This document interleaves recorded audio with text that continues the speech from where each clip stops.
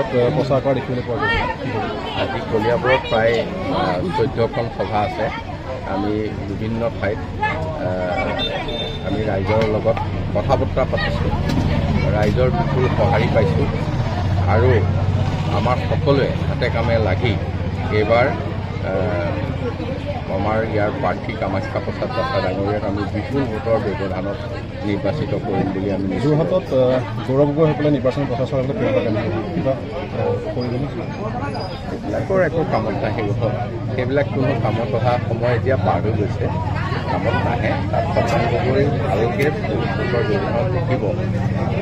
আমাৰ তাতে BJP AGP দুয়োটা দলৰে এটা তৃণমূল পৰ্যায়ৰ সাংগঠনিক স্থিতি আছে, যিটোত আমি ৰাইজৰ সেই ব্যৱস্থাটোৰে যথেষ্ট সহায় পাইছোঁ। আজি কলিয়াবৰত কংগ্ৰেছৰ প্ৰচাৰ চলা গম পোৱা গৈছে, ৰেলী হ'ব বুলি গম পোৱা গৈছে। কিবা ক্ষেত্ৰ হ'ব পাৰে কামাখ্যা কলিয়াবৰততো এতিয়ালৈকে আমি ক'তো কংগ্ৰেছৰ অফিচ দেখা নাই।